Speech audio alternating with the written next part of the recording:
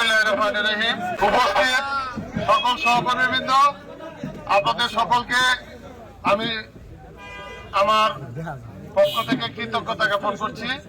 আপনারা ইতিমধ্যে দেখেছেন হালুয়াঘাট বাজারকে অস্থিতিশীল করার জন্য মিথ্যা প্রপাগান্ডা প্রতিনিয়ত ছড়ানো হচ্ছে।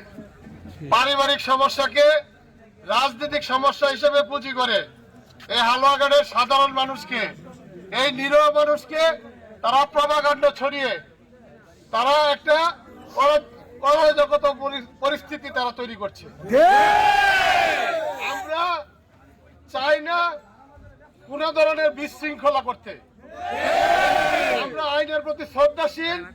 আমরা প্রশাসনকে জানিয়েছি, প্রশাসন এই ব্যাপারে অবগত আছে। তারা এই ব্যাপারে তদন্ত করেছে। তারা বলেছে এটা পারিবারিক ব্যাপার, এই ব্যাপারে তারা তদন্ত করে পেয়েছে, তারা আইনানুগ ব্যবস্থা নিবে। প্রিয় সহকর্মীবৃন্দ, কারো ফাঁদে পা দেওয়া যাবে না, কোন ধরনের ফাঁদে পা দেওয়া যাবে না। একটা গভীর ষড়যন্ত্র তারা করছে। এই ষড়যন্ত্র মোকাবেলা ইনশাআল্লাহ এই হালুয়াঘাটের সাধারণ মানুষ অবশ্যই দিবে। আপনারা ভোটের মাধ্যমে যে দাঁত ভাঙা জবাব দিয়েছেন, তারপরে তারা মাথা খারাপ হয়ে গেছে। তারা যে কোনো ইস্যু নিয়ে আমাকে দায়ী করছে, প্রশাসনকে দায়ী করছে। তারা প্রশাসনকে তাদের প্রতিপক্ষ বানিয়ে ফেলেছে, আমার বিরুদ্ধে নানা ধরনের অপপ্রচার চালিয়েছে। আমরা শান্ত আছি এই বলে ভাববেন না যে আমরা কোনো কিছু করতে পারবো না। আমরা আইনের প্রতি শ্রদ্ধাশীল থেকে সকল ধরনের পরিস্থিতি মোকাবেলা করতে চাই। আপনাদেরকে উদারত আহ্বান জানাই, আপনারা যেই সব মানুষদেরকে নিয়ে এই হালুয়াঘাট বাজারে অরাজক পরিস্থিতি সৃষ্টি করেছেন, এই সব সন্তানরা কারো বাবা মার সন্তান, আপনারা ভালো ভালো সন্তানদেরকে এনে রাস্তায় আপনারা ব্যবসায়ীদের বিরুদ্ধে লালিয়ে দিচ্ছেন, সাধারণ মানুষের বিরুদ্ধে লালিয়ে দিচ্ছেন। আর কিছুদিন পরে আপনি তো এলাকায় আসবেন না, কিন্তু আপনার নেতা কর্মীরা এই এলাকায় থাকবে। আমি চাই আমরা সকলে মিলে একটা সুন্দর হালুয়াঘাট করতে, সুন্দর দুবারা করতে, যেখানে আমরা নিরাপদে বসবাস করতে পারবো। আপনারা কি করছেন? আপনারা এই সাধারণ মানুষের সাথে আপনার দলের নেতা কর্মীদের যে সংঘর্ষ বাজাচ্ছেন, এই হালুয়াঘাটে এই সাংঘর্ষিক পরিস্থিতি তৈরি করতে যাচ্ছেন, সাধারণ মানুষ এইটা কিন্তু কোনোভাবে ভালোভাবে নিচ্ছে না। আপনি ভাববেন না সাধারণ মানুষ আপনাদেরকে দেখে ভয় পায়। সাধারণ মানুষ এক হলে কি করতে পারে সেটা 12 তারিখ কিন্তু আপনাদেরকে দেখিয়ে দিয়েছে।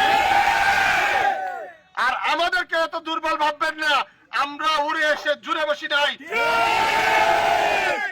আমরা আপনাদেরকে বারবার বলছি, আপনারা হালুয়াঘাটের পরিবেশ খারাপ করার কোনো চিন্তা করবেন না। প্রশাসনকে বলেছি, তারা আমাদেরকে আশ্বস্ত করেছে, যদি আপনারা এই ধরনের পরিস্থিতি আবার তৈরি করার চেষ্টা করেন, আমরা কিন্তু এর দাঁত ভাঙার জবাব দেব।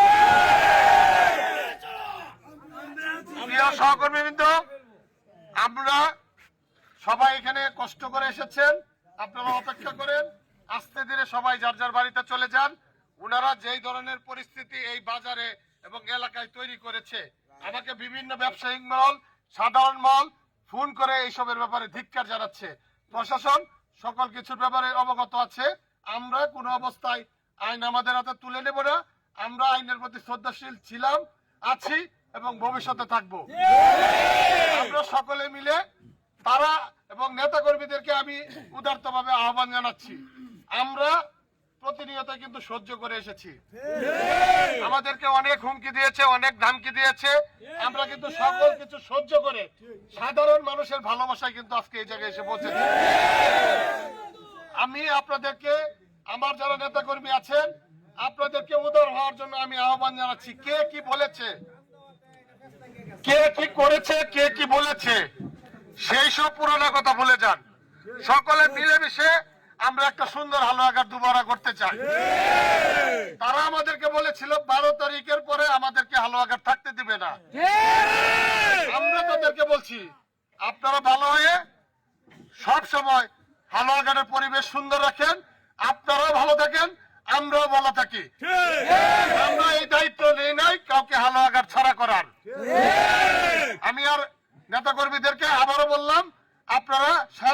শান্তি শৃঙ্খলা বজায় রাখেন, পরিবেশ ভালো রাখেন, কোনো অবস্থায় কারোর সাথে কোনো ঝগড়া বিবাদে জড়াবেন না। যদি কেউ আপনাদের সাথে খারাপ ব্যবহার করে আপনারা তাদেরকে বোঝানোর চেষ্টা করেন, কারণ এই বোঝানোর চেষ্টাটাই মানুষ কিন্তু ভোটের মাধ্যমে আমার তাদের ভালোবাসার বহিঃপ্রকাশ দেখিয়েছে। ধন্যবাদ সকলকে, ভালো থাকবেন সকলেই।